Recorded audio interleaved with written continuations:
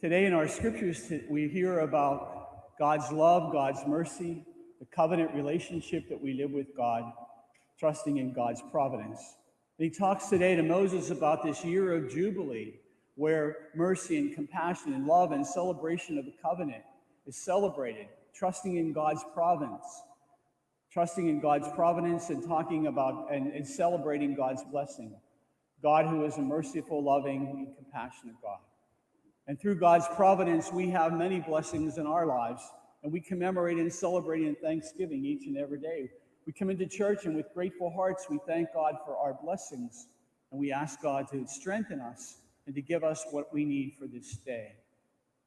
And then we hear of the ugliness of humanity through this gospel account today. The brokenness, as Herodias tells Herod through her daughter, that she wants the head of John the Baptist. She wanted him killed. She despised him that much.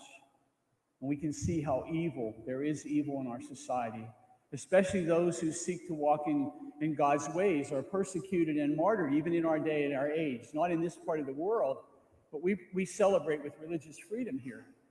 But from the different areas of Iraq and Pakistan and different areas of Africa and different places, people who are afraid to live their faith publicly. They are afraid to identify or associate with the missionaries because they can be persecuted, they can be killed. And we know this is throughout the centuries, throughout the ages. Through the Nazis, St. Edith Stein, Maximilian Kolbe, are people that stood up for their faith in Jesus Christ, and they were martyred for it. And today we recognize that we are called each day to celebrate God's love and grace, his love, compassion, his mercy, and his providence for us. And as I mentioned at the beginning of Mass, St. Ignatius of Loyola, a man who experienced conversion and lived in the 16th century, a bishop, a theologian, the founder of the Society of Jesus that we know as Jesuits. And today we recognize that they have celebrated God's faith by witnessing in his same spirit. I'm sure many of you have heard of the spiritual exercises of Ignatius Loyola,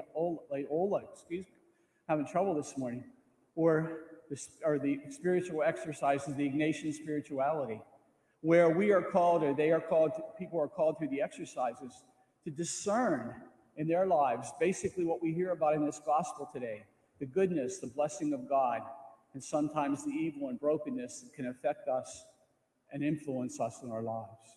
Through the exercises, we seek God's will and God's grace, discerning what God is asking us to do, using our mind and our hearts and our spirits to choose to walk in God's ways. All for the glory of God. Today we celebrate and we take those words of Ignatius and make them our own. All that we do today, all that we say, all that we do, give honor and glory to our God as we seek to walk close to him.